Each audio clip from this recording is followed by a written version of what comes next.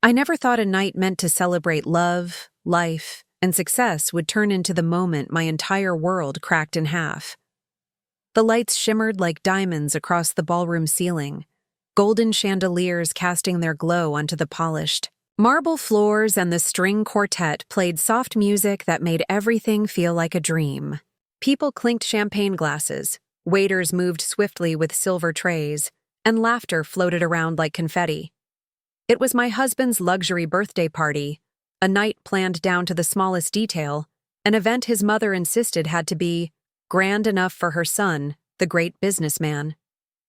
I smiled at the guests, shook hands, posed for photographs, and carried myself with grace. But inside, I felt like a stranger in my own life.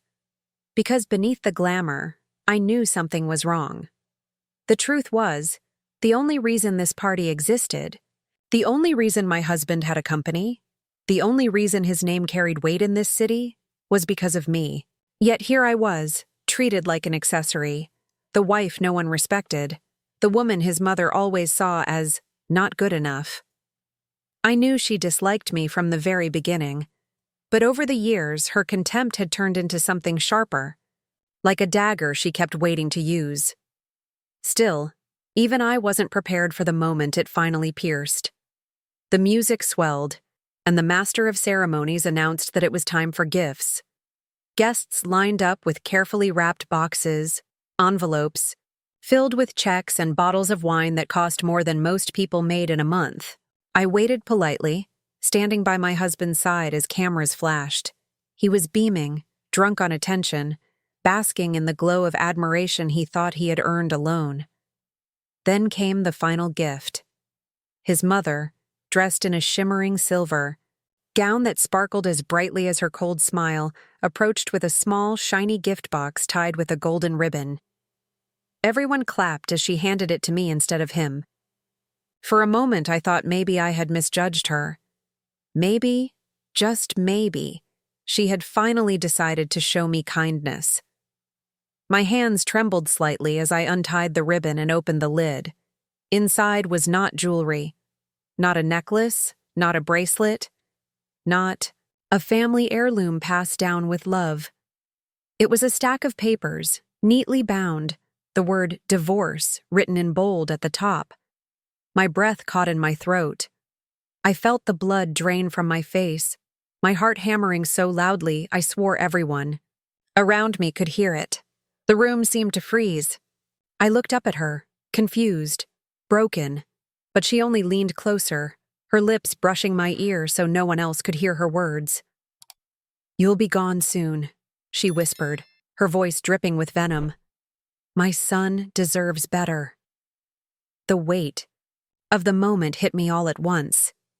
My fingers clutched the box as though it were burning me, and for a second, I considered dropping it onto the floor just to shatter the illusion of perfection she was trying to project. But I didn't. I swallowed hard, forced myself to stand tall, and plastered on a faint smile that barely masked the storm inside me. People around us clapped politely, unaware of the cruelty inside the box, thinking it was some private joke, maybe even jewelry after all. My husband didn't say a word. He just laughed awkwardly, kissed his mother on the cheek, and pretended like nothing unusual had happened. That silence, his silence, hurt worse than the gift itself. As the evening dragged on, I moved through, the crowd like a ghost. People congratulated me for being so lucky to have such a successful husband, to be part of such a wealthy family. If only they knew. If only they had seen the late nights I spent working 2 jobs while he slept peacefully, the sacrifices I made when we couldn't afford groceries, the way I pawned my jewelry just so he could invest in his dream. His mother hadn't been there when the electricity was cut off. She hadn't been there when debt collectors banged on our door. She hadn't been there when I handed him my savings to pay for his first office space, when I signed my name on loans to keep his company alive, when I skipped meals just so he could eat. But now she wanted me erased. And worse, he seemed willing to let her. I slipped out onto the balcony to catch my breath. The city lights sparkled below, mocking me with their beauty, while the cool night air carried the faint scent of roses from the hotel garden. I held the divorce papers tightly, the edges digging into my palm, and for the first time in years, I felt the weight of everything I had given up. My youth, my health, my dreams, all sacrificed so he could stand tall in this glittering room. And now? I was nothing more than a nuisance they were planning to discard. Tears blurred my vision, but I quickly wiped them away. No one would see me break. Not tonight. As I stood there, I remembered the first time I met his mother. She had looked me up and down, her sharp eyes scanning my simple dress, my nervous smile, my calloused hands from years of work. "She's not your type," she told him right in front of me, as though I didn't exist. "You can do better." Back then, I thought time would soften her, that she would see how much I loved her son, how much I was willing to give. But she never did. Every holiday, every family dinner, every chance she got, she reminded me I wasn't welcome. And my husband? He always told me to ignore her, to let it go. I did. For years I let it go. But tonight, something inside me snapped. When I walked back inside, the laughter and clinking glasses felt like knives in my chest. The music no longer sounded beautiful. It was mocking. Everywhere I looked, I saw people who believed the lie of my husband's success, who thought his mother was some kind of queen for raising him. None of them knew the truth.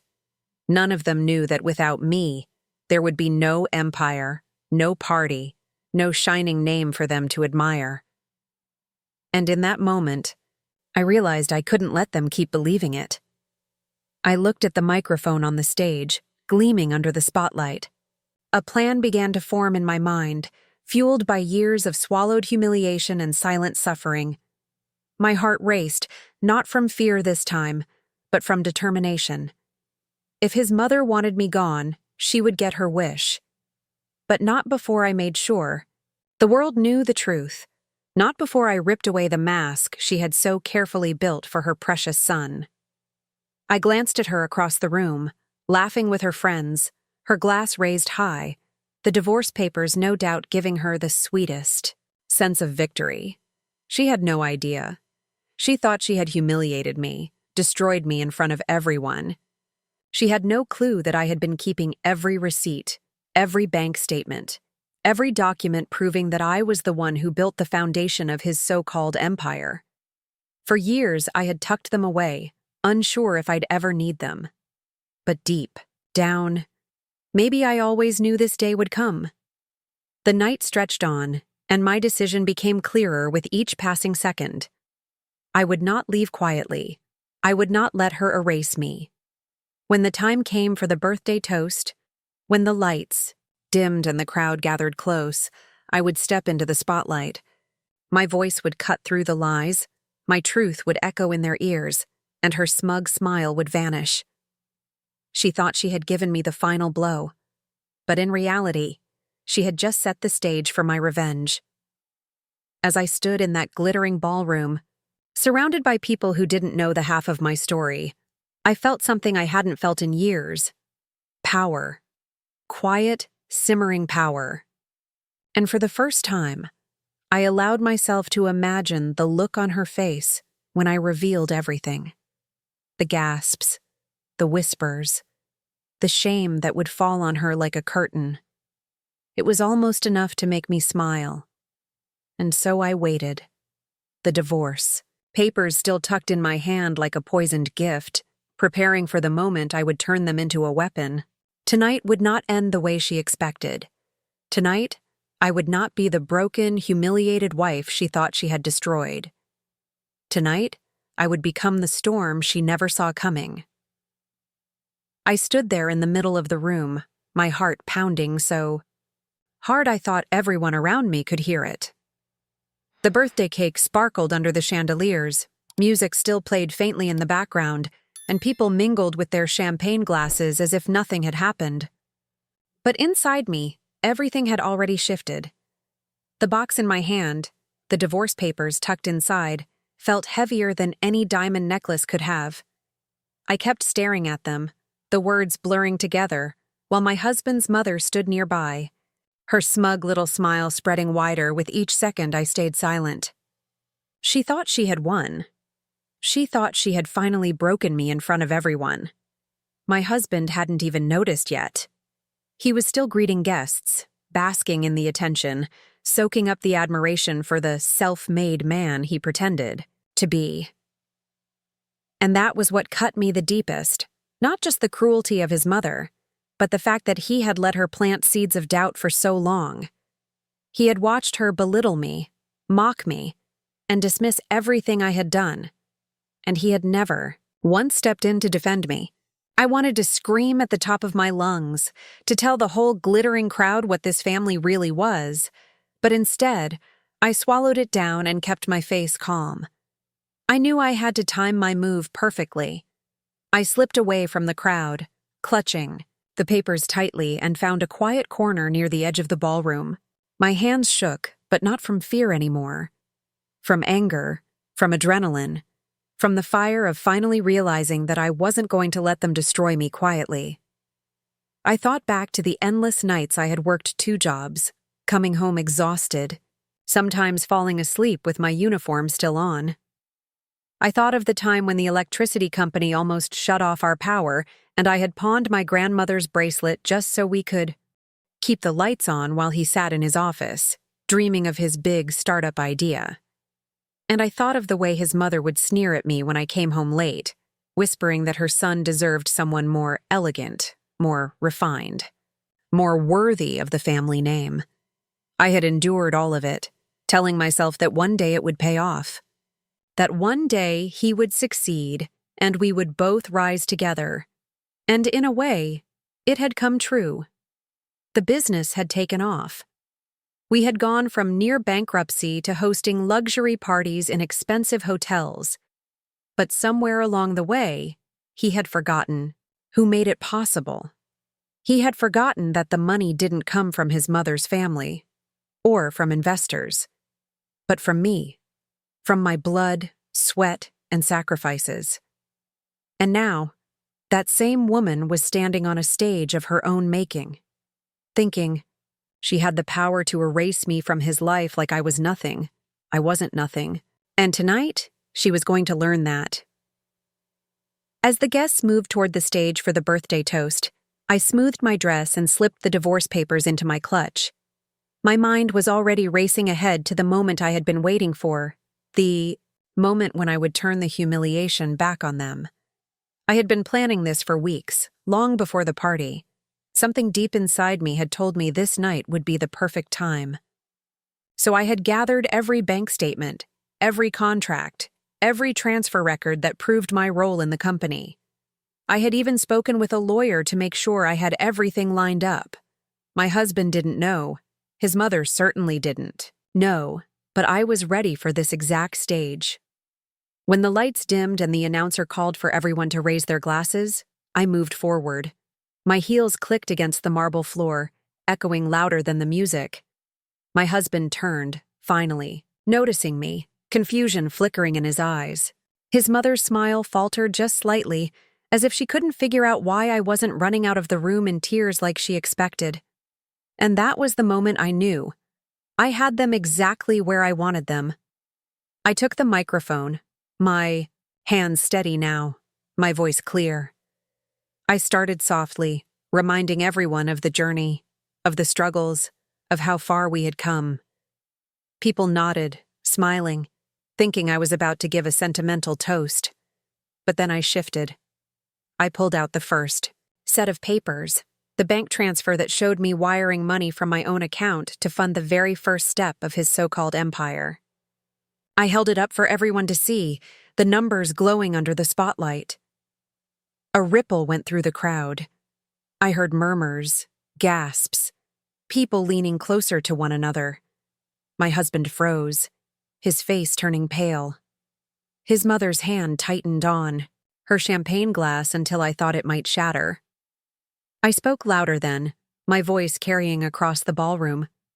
I reminded them that while he had been praised as a genius entrepreneur, I had been the one behind the scenes paying the bills. That, while he had been celebrated as visionary, I had been cleaning houses and waiting tables just to keep food on the table. I showed them contracts that bore my name, my signature, the documents that proved I wasn't just a wife, but an investor, a co-owner, a partner in every sense of the word. The whispers grew into a wave. Guests were no longer smiling. They were staring at him, at his mother, at me. They were seeing the cracks in the perfect story they had been fed. And then I dropped the line I had rehearsed 100 times in my head. I looked directly at his mother, my voice steady as steel, and said, "You wanted me gone. But what you didn't realize is that without me, there would be no company, no business, no success. Everything you brag about today exists because of me." Her face went white. The smirk that had carried her through years of tormenting me was gone, replaced by pure shock. But I wasn't done. I reached into my clutch again and pulled out the final document. The one that showed my 60% ownership of the company. The one that proved I had the majority share, not her precious son. I held it high for everyone to see, and the room went silent. Completely silent. People stared at me like I had just dropped a bomb in the middle of the party. My husband stumbled forward, stammering, trying to explain, but no words came out. His mother's lips trembled, her body stiff. She had wanted to humiliate me, to strip me of dignity, but instead I had stripped them of their entire facade.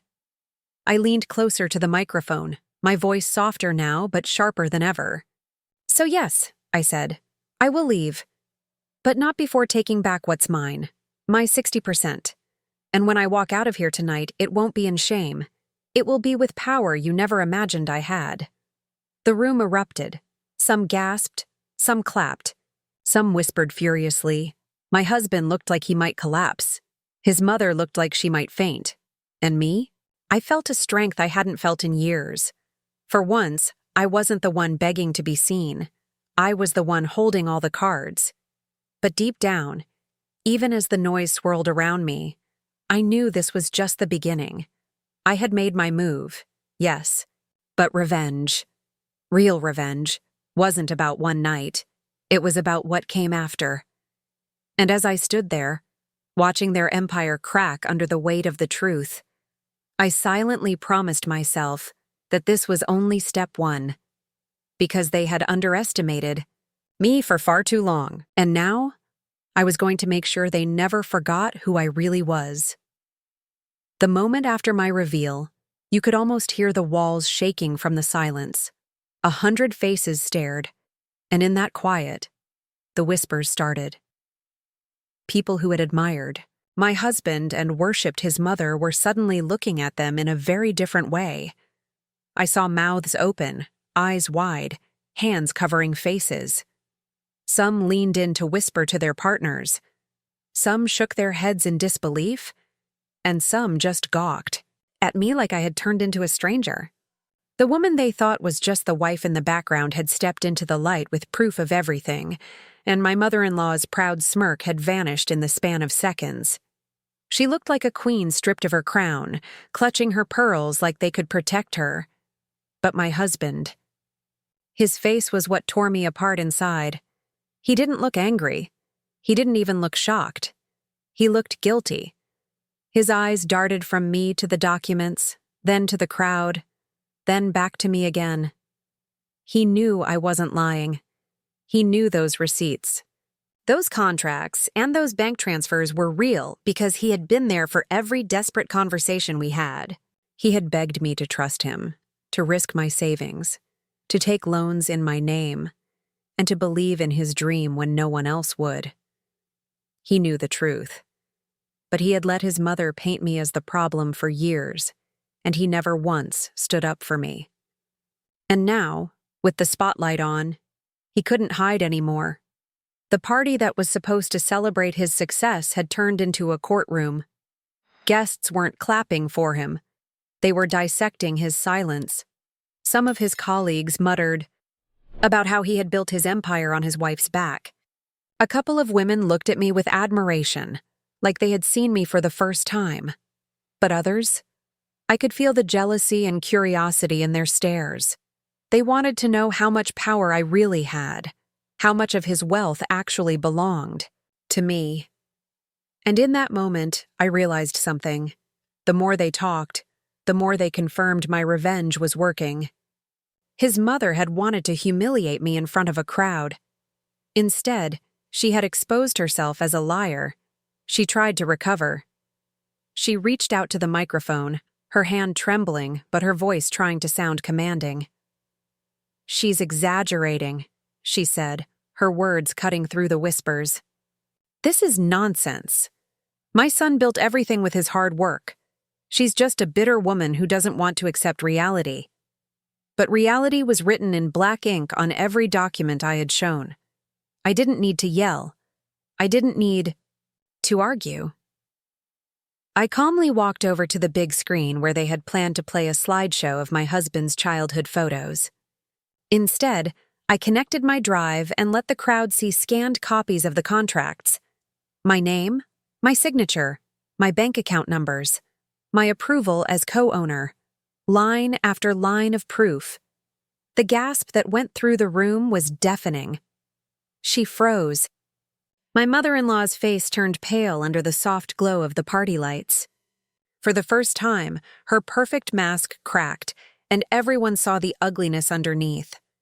She had wanted me gone because she thought I was powerless. She believed that without her son, I had nothing. But the truth was, without me, they had nothing. And then my husband finally spoke. His voice was low, hesitant, almost broken. "Mom, she's telling the truth." Those words broke her like glass shattering on marble. She looked at him with betrayal, like he had chosen me over her, when really, all he had done was admit what he knew all along. She had no defense left. Her humiliation was complete. The same crowd she wanted to impress was now whispering about her cruelty, her arrogance, and her blindness. But what nobody in that room knew, not my husband, not his mother, not the 100 wealthy guests sipping champagne, was that I wasn't finished. This wasn't just about revenge. This was about freedom. When the music tried to play again, and people pretended to return to their food, I stayed by the microphone. "One last thing," I said. The chatter died instantly. Every head turned again, hungry for more drama, waiting for another bombshell. I held up a final envelope. "This isn't just about what I've already given. It's about what I'm taking back." I opened the papers and read out loud, my lawyer's letter confirming the transfer of my shares, my withdrawal from his company, and my demand for repayment. "I am reclaiming my 60% ownership of the company, effective immediately." You could feel the air collapse. My husband's eyes widened, his mouth opening like he wanted to beg, but the words stuck in his throat. His mother clutched the tablecloth like she might tear it apart. The guests didn't even bother hiding their shock this time. A few even applauded, quietly, like they were watching a movie. Because that's the thing about revenge. It's never about yelling, screaming, or throwing a drink in someone's face. Real revenge is calm, controlled, silent enough to make everyone else lean in closer, desperate to hear. And when the silence drags long enough, it feels louder than any scream. I looked at my husband, the man I once thought I would grow old with. I thought of every night I worked overtime while he pretended to be busy networking. I thought of every insult his mother had whispered in my ear, every time she reminded me I wasn't good enough. And I thought of how I had believed in him, supported him, loved him, even when he had given me nothing but silence in return. And then I said the words that would end it all. "You wanted me gone. Congratulations. I'm gone. But I'm taking my empire with me." The rest of the night was chaos. His mother fainted, or maybe she just pretended to because she couldn't handle the stairs. My husband tried to chase after me, but security, who had been prepped by me earlier, stepped in. The guests whispered and speculated, but none of their words mattered anymore. I had already walked out of that luxury party with my head high, knowing that I hadn't just left. I had taken back everything they thought they could steal from me. Outside, under the night sky, I took a deep breath for the first time in years. The weight on my shoulders was gone. I had been humiliated, disrespected, ignored, but I had also survived. And in that survival, I had found a strength I never knew I had. Revenge wasn't just about proving them wrong. It was about proving to myself that I was never powerless. That without me, their empire would crumble. I didn't need their approval. I didn't need their love. I didn't even need their name. All I needed was my own truth. And tonight, I had spoken it loud enough for the whole world to hear. When the room went silent after my announcement, I could feel every pair of eyes locked on me. I had just exposed the truth in front of everyone, and there was no way to take it back. My husband's mother, the woman who had tried to humiliate me by handing me divorce papers disguised as a gift, looked like she had been slapped. Her lips trembled, her face went pale, and her hand gripped the edge of the table as if she needed something solid to hold her up.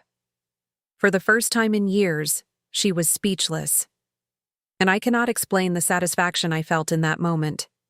For years she had pushed me, insulted me, tried to break me, and now the tables had finally turned. I let the silence hang in the air. It stretched long and heavy, almost unbearable, until I finally spoke again. My voice didn't tremble. It was steady, clear and strong. I told the room that I had worked 2 jobs for years to support my husband when he had nothing. I reminded everyone of the times he almost gave up, and how I was the one who pushed him to keep going.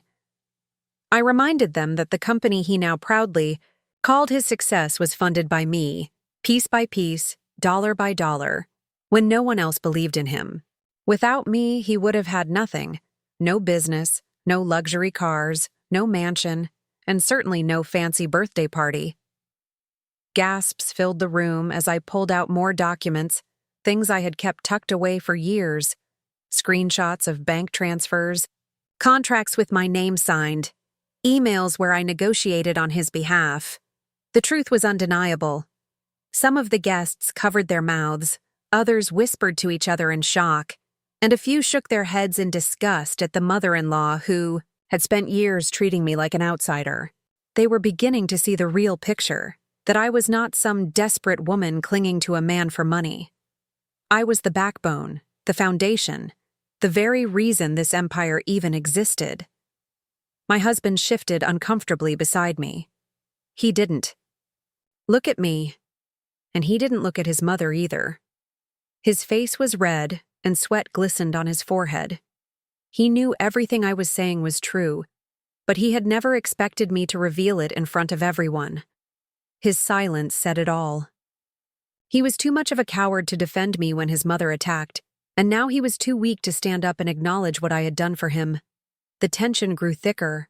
I could see my mother-in-law's chest rising and falling faster, her anger building up as her humiliation burned through her.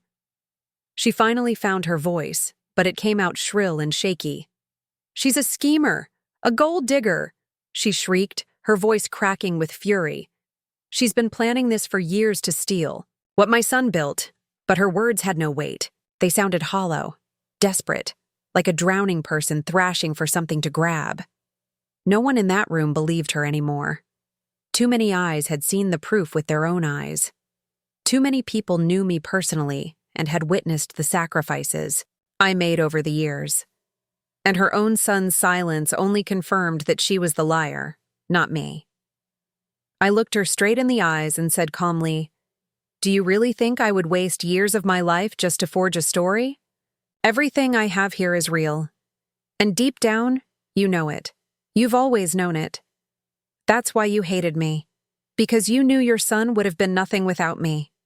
She stumbled back a step, her mouth opening and closing like she wanted to say more but couldn't find the words. For once, she was the one exposed. The guests were no longer admiring her wealth or her sharp tongue. They were staring at her with pity, with judgment, with disapproval. She had wanted to humiliate me, but she had only managed to humiliate herself. Then I delivered the final blow. You wanted me gone, and you thought handing me divorce papers in front of all these people would break me. But you didn't know the whole story. Yes, I'll leave.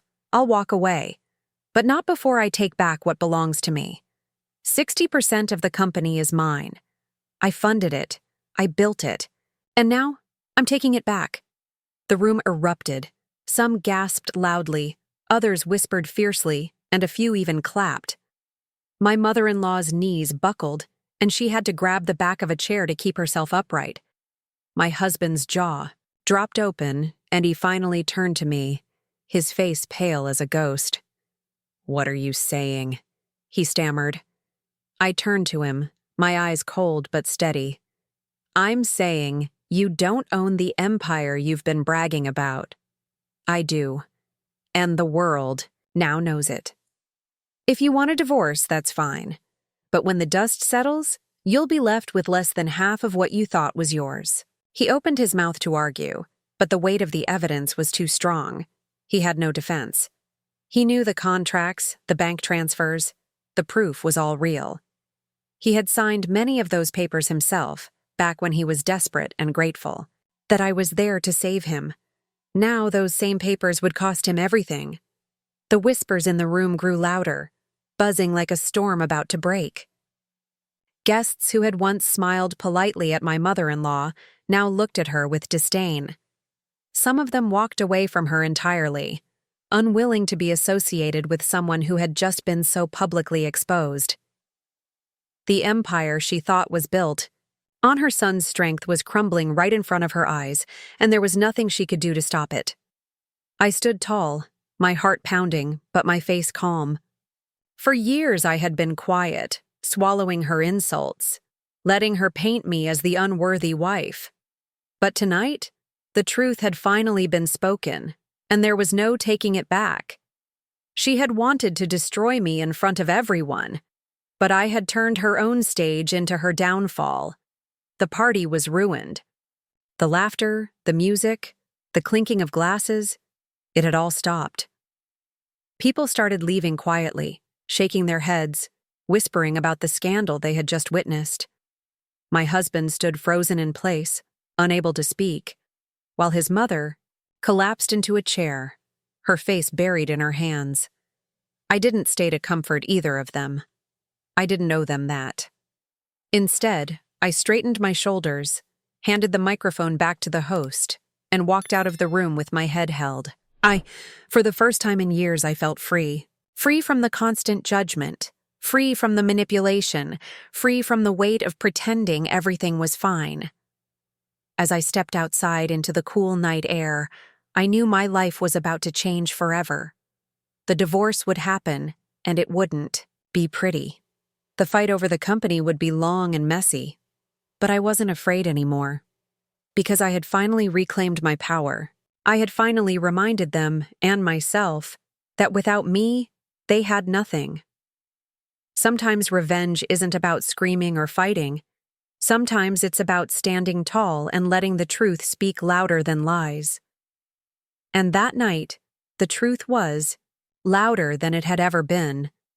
And as I walked away from the luxury party that had started as my humiliation but ended as my triumph, I knew one thing with absolute certainty. I may have lost their love, but I had won back my dignity. And that was worth more than any empire could ever give.